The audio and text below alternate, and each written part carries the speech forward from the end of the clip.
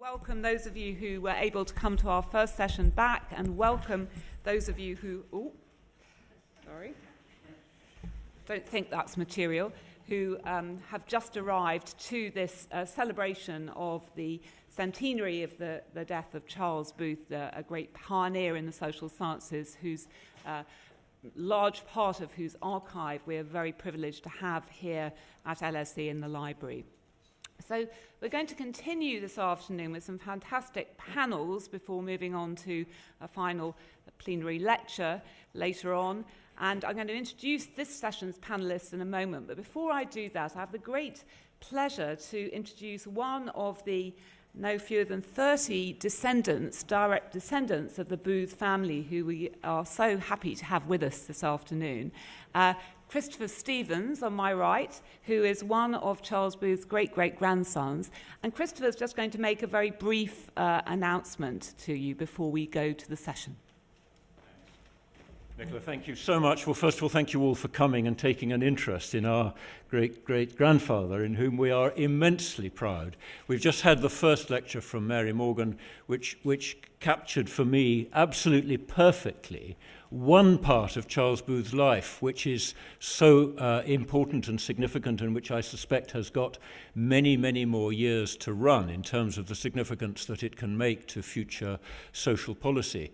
The part of his life that she didn't mention, which for me is another aspect which is so interesting, is that he was a captain of industry. He was a great and successful businessman with a business that he partially began, partially joined in Liverpool, which involved shipping and then leather trade and then housing and construction.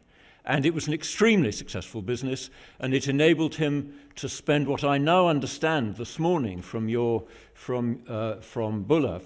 India Bulla, is the equivalent of £2.5 million of his own money in the inquiry that he led. And for me, it is so thrilling that somebody both exemplifies business at its very best and produces some pioneering work in the area of social policy. And for those two reasons, I'm thrilled to be here, along with a number of his descendants and one of his great-great-grandchildren, who was born 10 days ago, who I think is at the top at the back. So I hope she's taking this on board and we'll get a proper understanding of it. But the single thing I wanted to say, apart from that, was that as a family we have decided to launch a modest bursary fund to celebrate Charles Booth's centenary, and we are anxious that we should raise as much money as we possibly can from the family and from others in order to enable students who wouldn't otherwise be able to study at the LSE to study in those areas that the LSE covers of social policy and social history and exclusion and poverty, and all the entire agenda that Charles Booth focused on, so that disadvantaged students may be able to study, and they may be able to study the issues that he was interested as well. That is going to be available on a Just Giving site tonight, very easily found. You find LSE, find Just Giving, and it's called Charles Booth 100. Not that difficult, and if you'd like to contribute to that, you'll be very welcome, and we certainly as a family will be doing so. So I hope that'll produce some positive results. And Nicola, thank you for this opportunity. You're very welcome.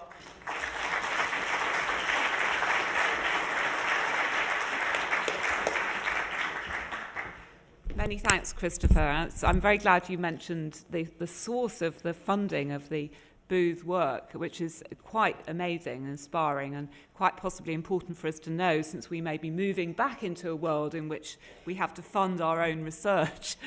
So let's hope not too fast. So what I'm going to do, given that we've had to move and we haven't got this set up for a panel, we're going to have the speakers come up one by one.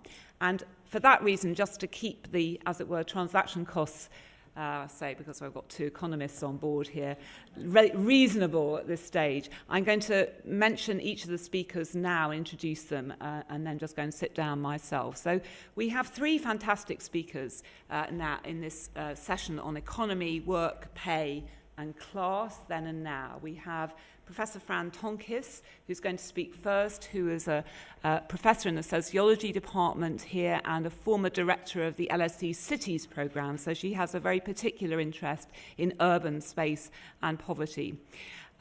When Fran has spoken, we're going to hear from Stephen Machin, who is professor in the economics department, is also the director of the Centre for Economic Performance, which does absolutely fantastic work, which brings the tools of economics to bear on real social issues and problems and policies. And you will very often, if you see LSE research reported in the quality press and the media, it will be research done under the auspices of the Centre for Economic Performance. So it would be wonderful to hear from you, Stephen, and then also Alan Manning, who will speak third, another distinguished professor in the economics department, also a member of the Centre for Economic Performance. You couldn't have a team better qualified to introduce to you the significance of Booth's work in this area for the social sciences today. Thank you all.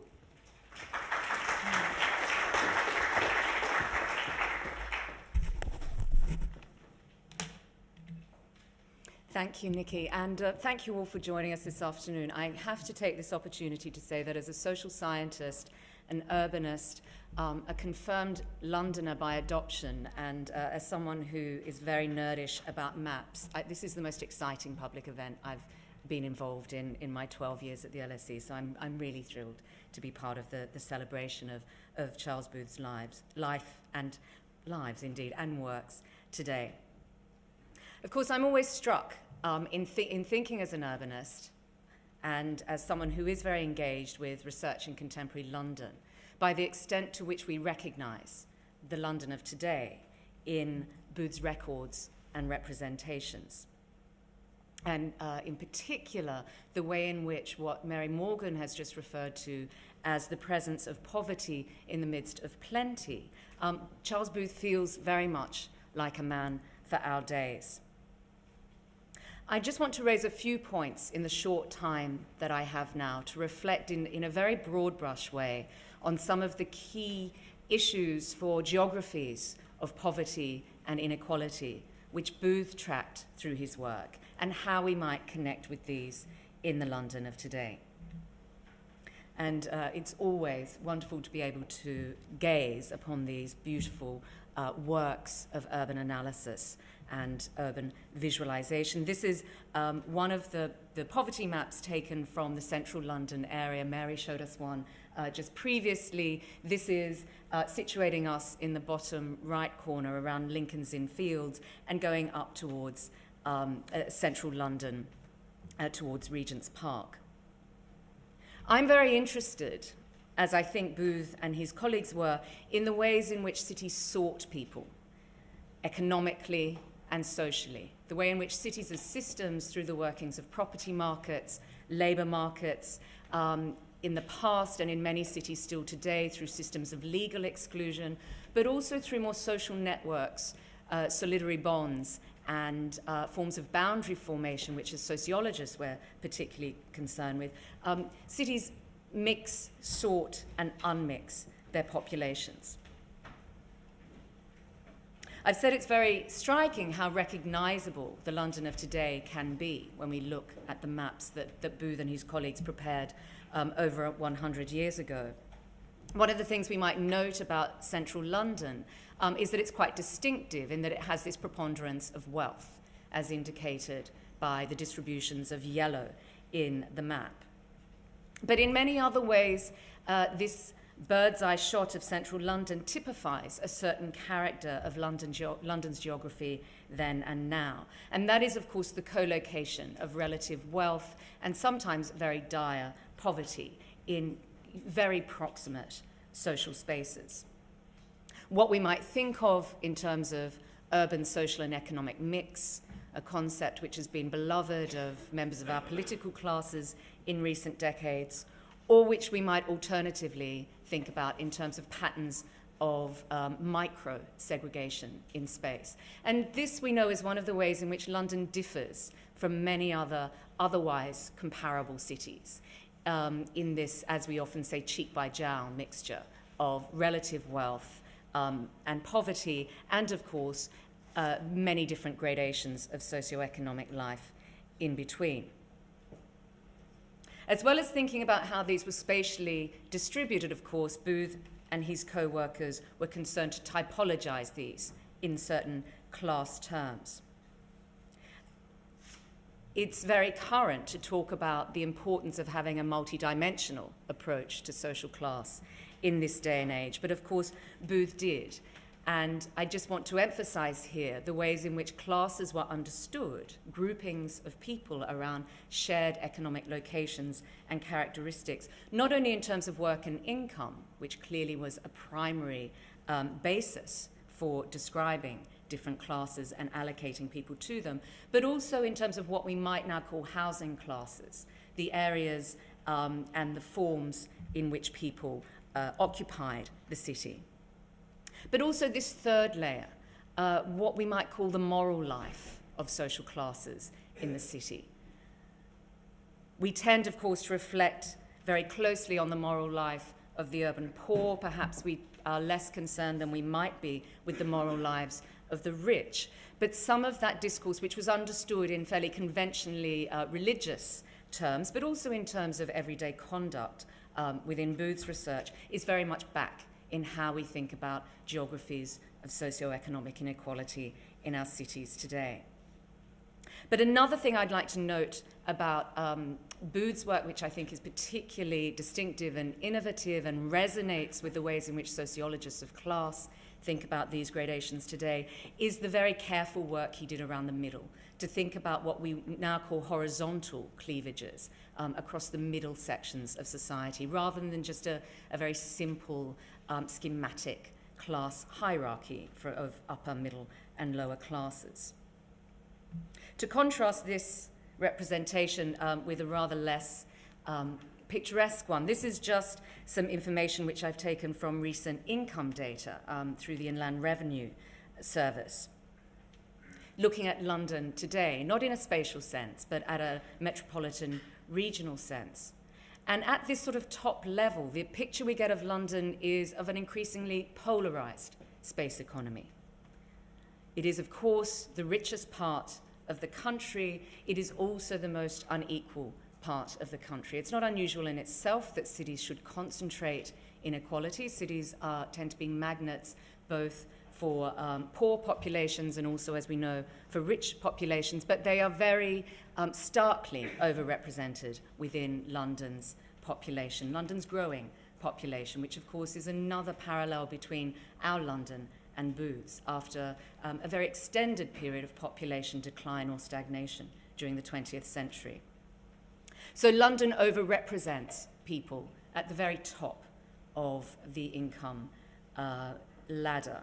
And I should underline the fact that these very basic data which I present here are based on incomes alone, because it's coming from income tax reports to Inland Revenue, so it doesn't even reflect the kinds of wealth that is returned increasingly to property and other forms of non-human capital, as Thomas Piketty would say it.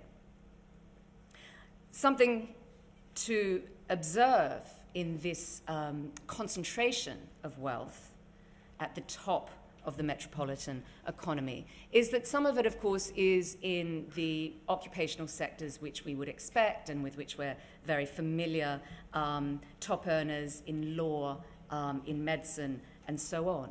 But also the increased return to other kinds of high-grade services, particularly in finance and real estate, dealing in those forms of capital to which we are seeing increasing returns generally. What this doesn't show, thinking about polarization, is a certain hollowing out in the middle strata of the income hierarchy. This was a grouping with which, of course, Booth was very concerned and which current concerns with socioeconomic class are also very pronounced. But the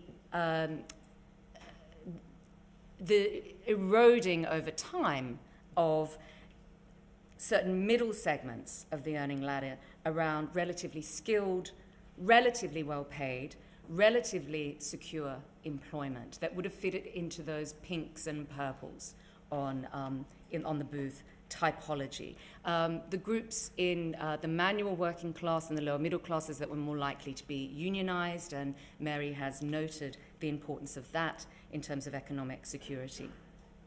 Meanwhile, at the bottom, we see increased insecurity, the emergence of what many class analysts and others have referred to as a precariat, characterized by casual and irregular work, by low pay, by long-term illness and infirmity. You may notice the language that I'm using. I'm drawing it directly from Booth's typologies from the late 19th century to refer to the character of a structurally excluded segment of the urban population today. We've seen the re-emergence of day labour markets on the streets of London, thinking about analogies to the dock workers of the late 19th century. Of course, the rise of the 0 hours contract and what is called rather quirkily, but not perhaps very accurately, the gig economy of casualised labour and a form of self-employment at the bottom of the service economy. Of course, what we might add in here in the early 21st century, which we couldn't do in the same way in the early 20th century, is the effect of changes in the welfare system to those at the bottom end of the income ladder, and the current effect of cuts within the benefit system, and notably, of course, the housing benefit system on those who have irregular and low incomes.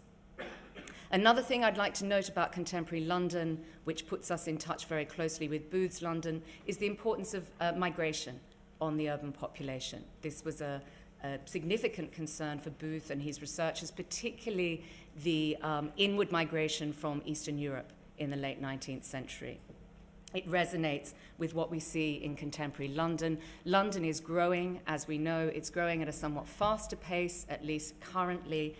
We live in very uncertain political and economic times, but growing at a faster pace than was anticipated 15 years ago. And that population growth is almost wholly accounted for by international in-migration. And that is in-migration at the top and the bottom ends of the service economy, very, very high paid, so-called high-grade service workers, as well as low-paid, so-called low-grade service workers. So let me think again about this a bit more spatially. This is not a Booth map.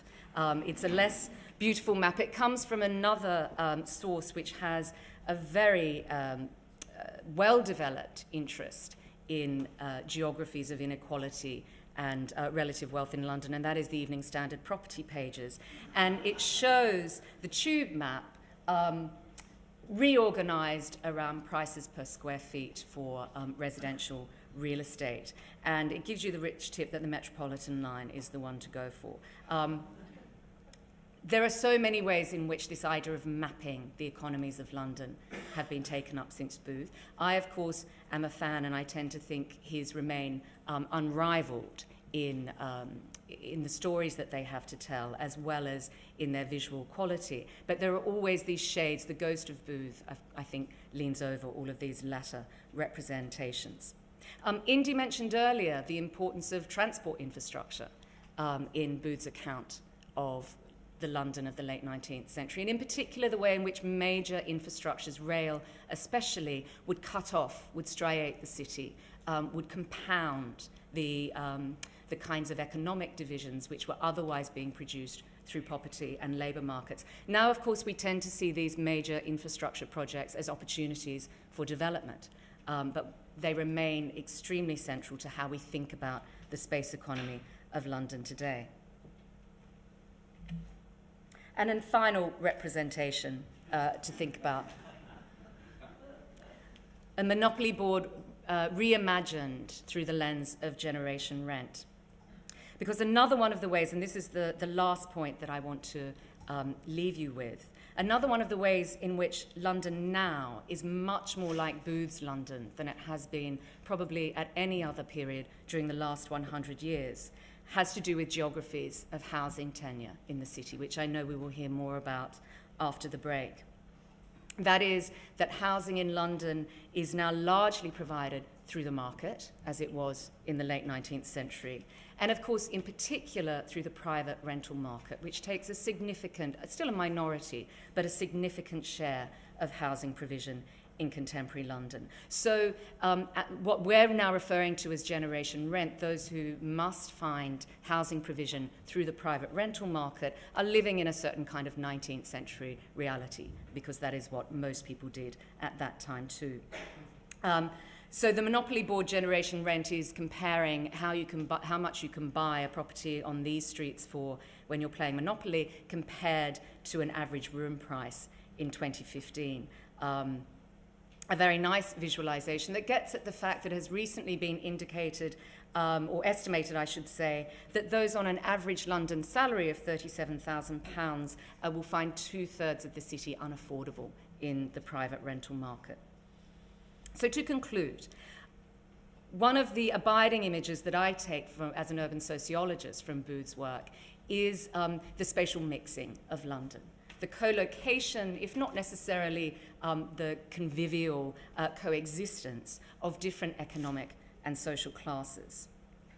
And there is a question as to how far London will look like this in the decades to come, particularly given the increasing spatial segregation of the rich. If you do give Neil your postcode and you're lucky enough to live in central London, you'll probably still find this showing up yellow in various ways. But we've tended historically, and sociologists have been especially guilty of this, we've tended historically to think about segregation as being a problem of the poor, or segregation as being a spatial reality for minority ethnic populations in the city, whereas in fact what we see in contemporary London is the increasing voluntary segregation of the rich and of the white majority. And I'm thinking in particular of the reports that have been published around Ted Cantle's research this week. So on the centenary of Booth's death, I would like to leave you with the perhaps sobering thought as to whether what we're seeing now is the unmixing of London through the workings, not only of the market, but also non-market means, and in particular through state politics. Thank you.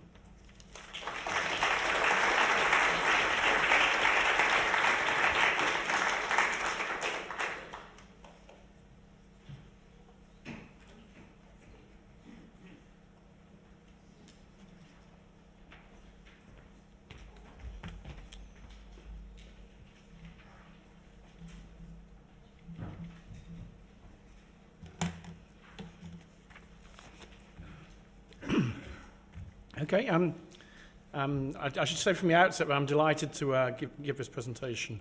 It was very interesting to think about how, as a labour economist who works on labour markets, I can think about the way in which Booth's work from over 100 years ago corresponds to the way in which we might think about labour markets in various dimensions today.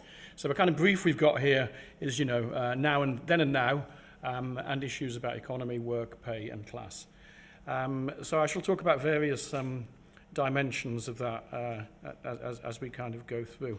And part of what I'm going to say is I think there's actually quite a lot of issues considered in the Booth work in various ways, but actually have quite a high relevance to the way in which we may well think about the way that labour markets function in modern times as well. Of course, there's some similarities I'm going to stress, and there's also some differences.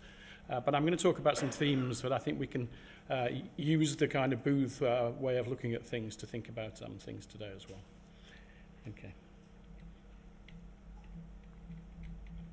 Okay, so Booth's investigations began, I think it's reasonable to say, by actually questioning what people were saying in terms of the kind of perceived levels of poverty in London.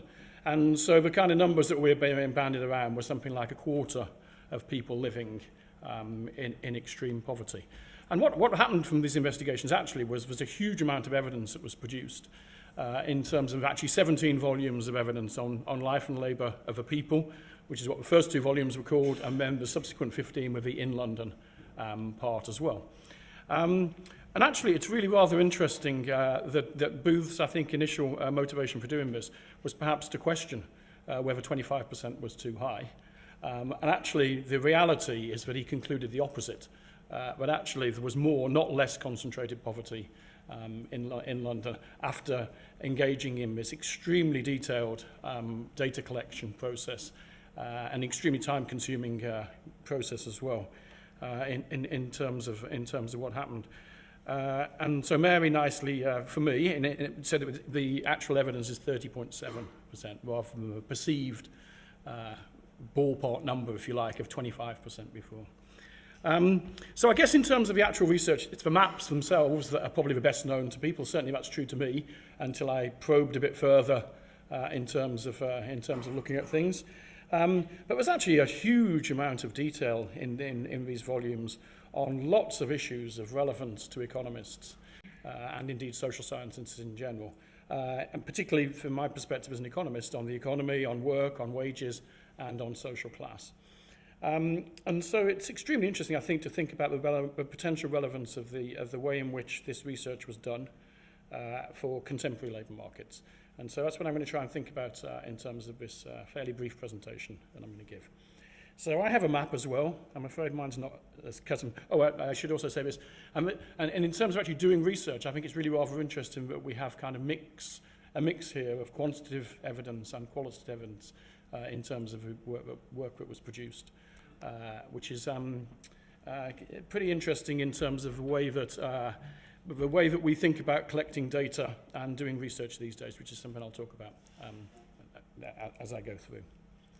Okay, so I also have a map. I have a map of North London because I thought I'd see where my house was on here, which is in Highbury. But the problem is 1891 and my house was built in 1895, so my house doesn't actually appear quite on the map. But it's up near the top right there. I'm not going to say exactly where I live, near where the old Arsenal football ground was. Actually, interestingly, the piece of black that's on here is pretty close to where the new big Emirates Stadium actually is. And so clearly that was a development that 100 years later has probably rather changed the nature of the neighbourhood distinctly. So you can see on this map, there is the mixtures of ranging from the black to the yellow, and then the various things that lie in between. So one thing I think is particularly interesting as an economist is the language that is actually used to define these poverty levels. So this is what we have here. This is a little bit stylized because there's some mixtures that are used in the Booth maps as well. Purple, for example, which I haven't put on here, which is the combination between the light blue and the pink, which is the kind of middle level stuff. But there's the classes at the top, the classes A to D, which were the poverty classes ranging from the lowest class A to one of the intermediate classes D, and then the income for sort of the non-poverty classes, which is the pink and the red and the yellow at the top. So the language here is really rather interesting, I think, as a contemporary economist, because the way in which these socioeconomic classes are defined is very much referring to earnings and employment structure in the labour markets. So, for example, you can see there's lots of mention of earnings here, ranging from the lower end ones about the loafers who've already been mentioned, and the occasional labourers down in the bottom group, the black group, the concentrated poverty group, and ranging up to casual earnings, intermittent earnings, so referring to people who are sort of in irregular or atypical, these days we would think of, employment. Ranging up to the top when we have the more certain earnings for the regular standard earnings for the highly skilled workers and for the lower and upper middle classes up the top there. So I think these classifications of social class here are really quite interesting in terms of current debates that we have about the way in which we might think about defining measures of social class, and whether we want to look at earnings and income or whether we just want to look at occupations. And so there's a debate out there, a modern debate about what's the right thing to do in that context as well. So I think the language that's used here and the actual definitions that are used actually speak to quite a lot of contemporary issues that we look at in terms of economic research. So let's go to now and think about what a few of those are. So one is that earnings is clearly being used, and as is employment, as a metric in some way to define what the class measures would be. So there's been work done by economists and sociologists thinking about what the right ways to measure social class are. There's actually some very interesting work by Dan Lorison and Sam Friedman in the Sociology department about using very detailed social class measures which are correlated with earnings as well. And so, one thing that we do now in economics, we think about that. And of course, Booth's work was actually using those kind of definitions back when he was defining those socioeconomic class groupings. Of course, and Alan will talk more about jobs and work in the talk that follows. There's different work classifications that are in there. There's stuff about regular work, irregular work, highly skilled occupations, and so on. And so, of course, that's something that we talk about quite a lot in terms of modern labour markets as well, increasingly so in terms of what's been happening in terms of the labour market more recently. We also have, at the top end, we also have high earnings from work being connected to wealth. On the other hand, we have low and irregular earnings or lack of earnings being correlated and with extremely low wealth levels, i.e. The poverty levels that we see there as well. Interestingly, the black group as well, the bottom group was referred to as, what was the exact phrase? Oh, semi-vicious criminals. So we also have very low income levels and lack of regular employment being correlated, according to these measures, with economic outcomes. And that's actually been a feature of economics of crime research, some of which I've done, where we actually link information on crime participation to poor labour market opportunities these days. So clearly Booth was on the same lines back then as well. So all of these are features of contemporary research that's done in the labour economics field. So we can trace all those things that people look at as, if you like, mainstream economic research questions these days to those classifications that Booth was using. In terms of wages, inequality and poverty, it's also true that the first records we have, systematic records of, to my knowledge, of inequality measures like the 90-10 wage ratio. So that's the ratio of earnings from somebody 10% from the top of a distribution, the 90th percentile, to somebody 10% from the bottom.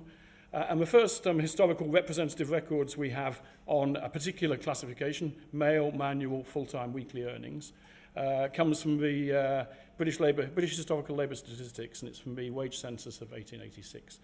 So it's kind of interesting to look at the times when Booth was producing these maps and undertaking the highly detailed work on the nature of and determinants of poverty in London, what the kind of level of inequality in the labour market actually was.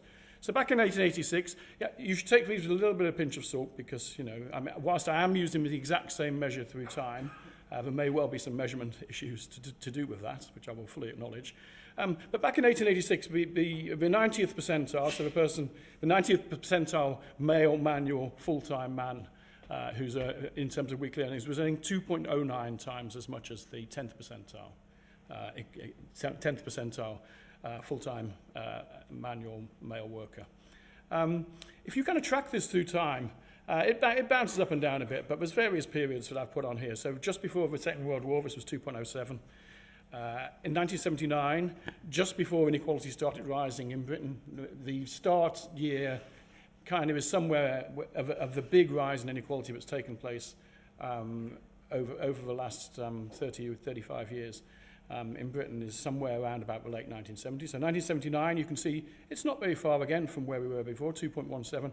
And by the time we get to 2002, which is actually the last time that the New Earnings Survey collected this particular measure, or reported this particular measure on a consistent basis, male, manual, full-time, weekly earnings, which of course is of less relevance as a general representation of the labour market now than it was back in 1886, where the typical worker would be much more likely to be like that.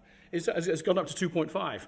So it's sort of interesting that actually, despite the fact that Booth was talking about all these very big issues of concentrated poverty and inequality, the level of inequality in terms of a 90-10 measure is actually higher now than it was then. Now, of course, everybody's standard of living has risen over time, and so this is only a relative measure. And so, of course, at the bottom end of a distribution, the absolute levels of earnings and income are higher. But it's kind of interesting that the relative measure is actually higher now than it was when Booth was actually talking about big issues to do with inequality back then. The other thing that struck me while I was thinking about this in terms of modern research, and this is obviously much more general than economics, much more general than social science in terms of things, is the issue of big data and how that can be harnessed to provide robust evidence on lots of research questions these days. So I think the Booth data collections and the archives actually display very strong similarities with the issues of big data that we have today. It's extraordinarily meticulous and detailed data that was collected under the inquiry. And it displays rather similar characteristics, I think, to some of the kind of big data, sort of unstructured data in some ways that you have to restructure in some way to be able to use for research. So the door-to-door surveys of houses for poverty is extraordinarily detailed, and it's actually much more detailed perhaps than but is more detailed than much of the data collection that we undertake these days. I thought Mary's issue about the use of random sampling was really rather interesting because, of course, Booth at first does provide something like a representative sample from which you can then derive a random sample. But if you don't have one to start with, then you can't think what the random sample would be. And so, of course, many surveys are just random samples, hopefully random samples these days. And actually, the detailed, almost the census-type nature of the Booth study is really interesting. Even more so than that, for earnings, which I'm particularly interested in, some of the later data collected in the inquiry is extraordinarily detailed, again, on collecting wage data on particular trades and industries from questionnaires of both employers, workers, trade union leaders, and I'll turn to that in a second on the next slide, which is the last slide I'll talk about. The other observation I think we've got here is we don't have the Booth house-by-house maps these days. We can't do quite as well as we did back then. Now, we can do stuff with lower super output areas in the census, but that's bunching together lots of houses. So it's actually hard to think about producing a really good Booth map precisely for the whole of London. I don't think it would actually be possible these days. And so it's kind of interesting. That's much more innovative than what we can actually do now in some sense. So I was going to start putting some maps from today and putting them alongside. I mean, it was very noticeable in Fran's talk about putting the different forms, the Monopoly board and the tube map, but not the Booth kind of house-by-house maps. And so that's really kind of interesting, but we can't quite do it as well as that these days. So, I mean, we can show some very, very, very good things about particular neighbourhoods and even smaller than neighbourhood groupings of houses, even streets. From lower super output area and using the index of multiple deprivation. But it's kind of interesting that it's still just as much of a challenge and perhaps a stronger challenge now than it was over 100 years ago to actually produce the kind of maps that were there. So just to conclude, just to finish, the last thing that's quite a big deal these days in contemporary applied economics is one of the big methodological improvements we've seen in terms of data, the use of big data, is actually looking at data on workers within firms. And so a lot of the administrative data that's available to researchers these days, be it the Scandinavian register data when you can match up information on workers to the firms in which they work, or the German administrative data, or perhaps linking the annual survey of hours and earnings to which is only actually 1% sample, but to firms in Britain. So one of the big innovations that's been made is actually looking at matched worker firm data. So it's sort of interesting that Booth was actually collecting information on matched worker firm data as well. So there's an example here on the side, which I'm not sure you can see very well. I tried to, it's in old documents, but I tried to get it in as well as I possibly could. But this actually shows you the number of workers within an engineering plant, I think it's a frame manufacturing plant that was being interviewed, who were paid certain wage levels within the organisation. So this is actually the analogue to matched worker firm data that we view as so valuable today, but actually was there in the Booth archives from the data that was collected. So I could go on for hours because I was intrigued and I looked at lots of this stuff, but I can't go on for hours. But there's extraordinarily good labour market data here. There's huge detail on wages and the nature of work in particular trades that were the main trades that were operating back then. There's lots of information on hours of labour, wage rates supplied by the trade unions, and so on. So, I think this idea about big data and the use of big data was actually something that Booth was probably doing well before anybody ever used the term big data to think about these kinds of things. So anyway, that's my kind of insights in terms of how I think some aspects of the Booth data link to the way in which we study labour markets these days. And you can clearly see some commonalities between the nature of the data then and the nature of the data now, and some of the ways in which we might think about ordering data to be able to do empirical work on issues to do with the labour market. Okay, thanks.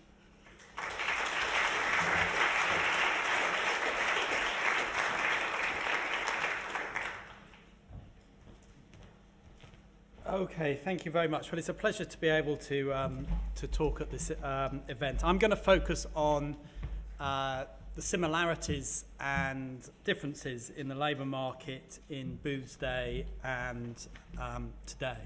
So, I mean, as I think many of the other speakers have mentioned, if we think back to what the labour market was like for the average person back in Booth's days, the main sort of defining feature of it was really how unregulated the labour market was, how insecure employment was, lots of casual and temporary employment. There was no income tax in those days, no national insurance on these workers. None of these workers would have a bank account. Everything would be in cash. Most of them would not have a contract of employment of any kind. Their employers could just simply one day say they didn't want them that day and not pay them and so on. People have mentioned casualisation in the docks. If you wanted to work in the docks, you would go down to the docks first thing in the morning. The amount of work that was available would be determined by how many ships had come in the night. Not everybody really knew that because there wasn't much information. There was nobody to phone ahead to say what was coming in. If you weren't needed that day, you would start on walking around London, knocking on doors. Obviously, no phone, let alone internet or an app to match you up with a potential employer in those days. If you got to mid-afternoon without having found anybody's door that you'd knocked on who had some work for you that day, you'd probably go home. You may not have had much, if any, food that night. And so, that was sort of, very insecure, very little in the way of regulation. And before Booth's work, really very little was known about it by the people who, sort of ran the country. And one of the very important effects of his work, not him alone, but he played a very important role in it, was that we began somewhat later, but as partly in considerable part because of his work, began to see the sort of earliest regulation of the labour market. So sickness and unemployment insurance coming in, minimum wages, and more generally an attempt to strike an appropriate balance of power between employer and worker. And, as soon as I mention all those things about insecurity and the precariousness of work, I think many people prick up their ears and think, well, that sounds a bit like the way in which people talk about the labour market today. So I want to sort of talk a little bit about, well, just how similar is it today and how different. So here's one of those aspects of insecurity that people talk about in contemporary Britain. So this is the share of total employment that is self-employed in the UK over the last 40 years. And the blue line is total self-employment. So this started at about 8% 40 years ago, and it's now 15%. All of that rise has been among the self-employed who are working on their own without employees. So some of these are, small businesses, and they employ some other workers, but actually the share of that has fallen somewhat, although not hugely. So there's this increase, a big increase in the fraction of people who are self-employed, just working for themselves, dependent and unable to kind of get work. And, the fraction of workers who are currently self-employed without employees is currently, that's higher than the number of workers in manufacturing in the UK. And that, you might think, well, that's sort of very like the labour market in Booth's day. But I think you've got to be a little bit careful before doing that. There's one other slide. I mean, it's not just in terms of employment. If we kind of look at their earnings, this is the real earnings of workers who are employees in the UK. This is actually only going back 20 years or so. This comes from the Resolution Foundation. You can see for employees, the real level of earnings is considerably higher now than it was 20 years ago. But we have had this fall since the financial crisis, which has troubled a lot of people. But equally, you can see that the employees for the self-employed are not higher than they were 20 years ago. They're actually lower than they were 20 years ago. They didn't have the rise, and they have had the recent fall. But you also notice here that the line for the self-employed sort of bounces around a lot in a way that you might think, well, why is that? Whereas the one for employees is rather much smoother. The reason for that is that we have incredibly poor data on the earnings of the self-employed. That this is the Resolution Foundation here. We're using the Family Resources Survey, which is pretty much the only data source we have on the earnings of the unemployed. It is a tiny sample, and the self-employed represent, 10% of that sample. And so we just know. So again, there is need for modern-day booths to get their boots on and sort of actually find out more about the earnings of the self-employed. But before we get too carried away about, the contemporary labour market being just like it was in Booth's days, I think one should bear in mind that the fraction of workers who were self-employed in Booth's days was probably massively higher than it is today. I'm afraid I couldn't find any figures on self-employment in the UK going back to close to Booth's period. Probably someone in this room knows what this is. But these are sort of similar countries going back to 1900, the US, France, and Germany. So in 1900, almost a half of workers in the US were self-employed. In France in 1930, it was also almost a half. We are nowhere near that kind of level. I mean, you would have to, if you could extrapolate trends and say we're going to be there in 30 years or so. So there is, you mustn't get too carried away with the similarities. And there are aspects where I think that some of the contemporary narratives about the way the labour market are evolving don't really stand up to very close scrutiny. I mean, one of the features of Booth that Steve mentioned was that his inquiry was motivated by a feeling that somebody was quoting some figure about poverty, and he thought, no, that can't be right.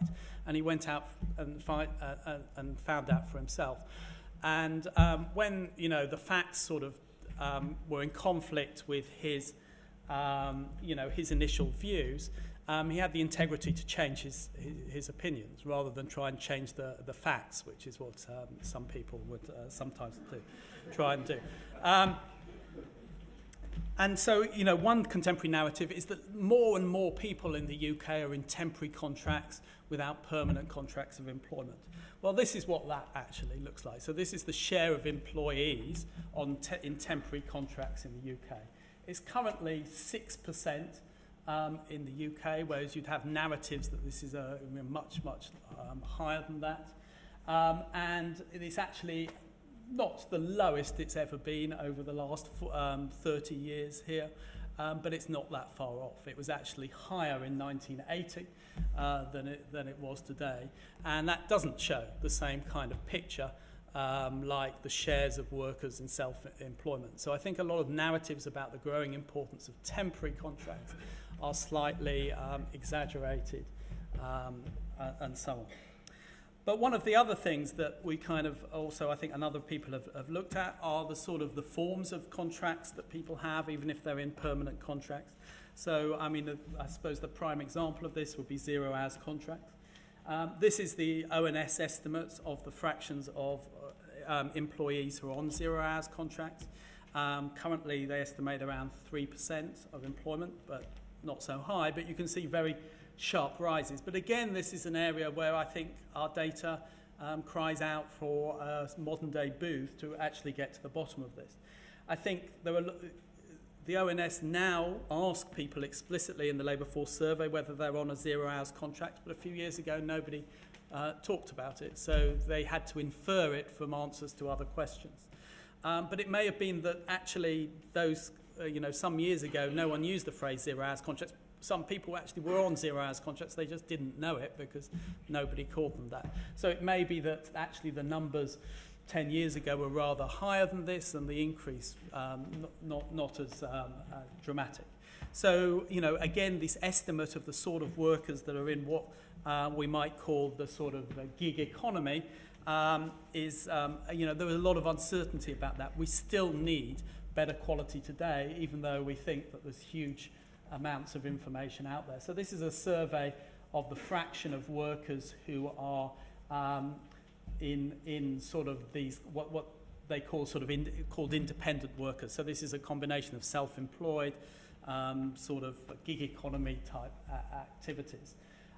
Distinguished between sort of primary workers who are doing it as their main line of business and those who are doing it as a supplement. So, in the US now, that would be estimates of sort of, perhaps 1 in 4 workers engaged in some sort of activity like that.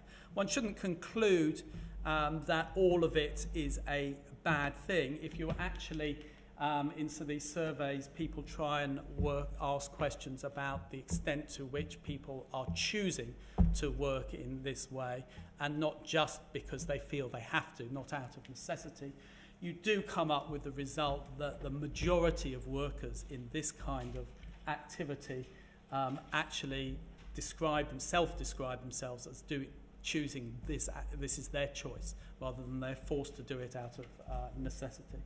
And also a lot of them are, and that's true whether or not they're sort of their primary source of income or their supplemental source of income. So issues about, again, we need to know not just how many people are working like this, but actually whether people, these developments are developments that people are happy with. Okay, so I think that there are important aspects of today's labour markets which are similar from that in Booth's day, but we shouldn't get too carried away about that. We do live in a very, very different world. But there are some things that really are the same. We still have huge gaps in our knowledge base about things that are really quite important, the earnings of the self-employed, the size and importance of the gig economy, just being two sort of contemporary issues. And it's also the case that just as Booth documenting the nature of labour markets sort of in the Industrial Revolution led to essentially redesigning labour market regulation to fit the way in which in his day that was the modern labour market. We do need to think again today perhaps about redesigning the labour market regulation for the way in which the forms of the employment are evolving. And obviously people are talking about that. They're talking about, once again, about having an appropriate balance of power between employer and worker, about how you can, we have minimum wages for employees, very hard to have minimum wage for the self-employed, what you can do about that. Obviously only last week there was the judgment, the Uber judgment, on that they should not be seen as independent contractors, which meant that they would be entitled to the self-employed. So all of this is still a very active today. So we still need modern day booths to go out there finding out about the world and thinking about what we should do about it. I'll stop there. Thank you.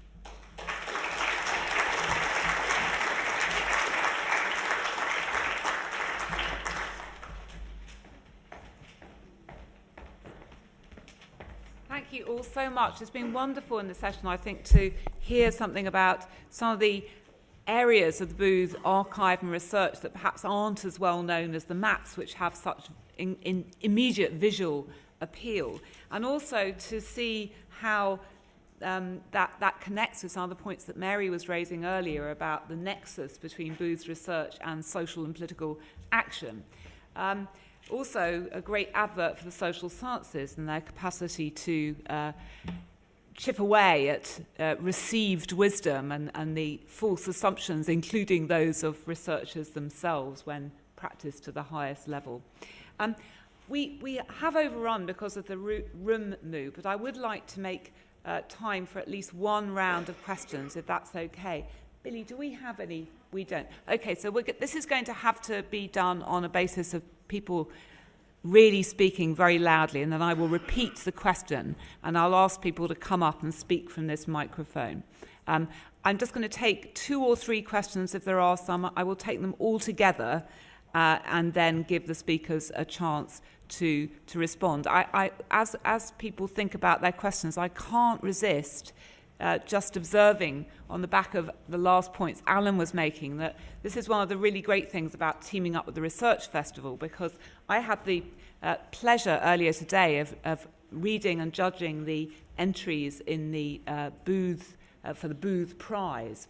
And just outside the door of this theatre, there is an abstract by one of the LSE groups, which is called, if I can read my own handwriting, Driving in the Gig Economy, Road to Freedom or Uber Capitalism. And actually, very interestingly, it concludes from its little survey, it's very quickly done research so far, that there is some truth in the idea that many people who go into the gig economy are motivated by and satisfied by a degree of autonomy, so that it's not just all the bad news that is sometimes assumed. So, would anybody like to pose a question? I'd like to ask you to yell, to speak briefly, and to say who you are. Yes. I'm a great-granddaughter of Charles Booth. My name is Clara Lowy, and I'm a retired professor of medicine. I would like to ask the question, what is the legacy of Booth addressing today the fact we don't have enough officers in the prison service and higher suicide rates, that we have a badly funded NHS, that we have more poverty, apparently? What sort of a survey do we need in order to transform our society to look at this again and make improvements? Thank you so much. Could people at the back hear that question? Yes, good. Thank you so much for that as well. Yes, this gentleman in the middle. Hi, I'm Jonathan Dalston. I'm a civil servant working on tax policy. It's really curious. We had a class in the title of this lecture. It didn't seem like we got a chance to talk about it much. I was just interested in if anyone had any observations. Obviously we don't refer to the poor as semi-vicious loafers anymore, but the expansion on that would be really interesting. Great. Thank you. One more? Yes.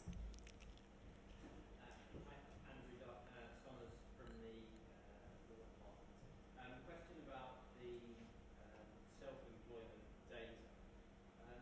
Is the data collected on the basis of what people themselves describe as their position? Because we can see, for example, from the Uber judgment that it may be that we have 40,000 Uber drivers who say that they're self-employed in surveys because that's what they're told, but actually the legal definition concludes, or at least the Employment Tribunal concluded last week, that they're actually not self-employed.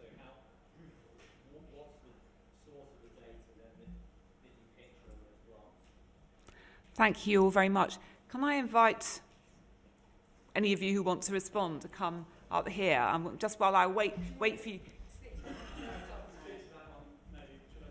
Yeah. The data I was quoting from the Labour Force survey, so they would ask, what do you think of yourself? Do you think of yourself as self-employee or self-employed? There would be guidance in the survey to encourage people to give what is thought of as the right answer. So, for example, if you were somebody who were an independent contractor but worked all the time for the same employer, they would encourage you to classify you as an employee, which is sort of, I think, closer to the legal definition.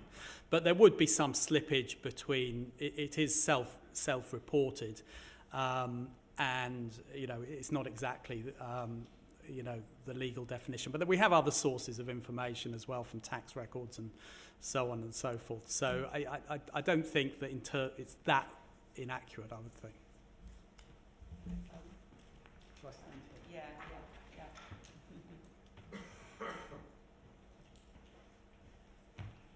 Okay, I'll quickly respond to the two other ones, I think.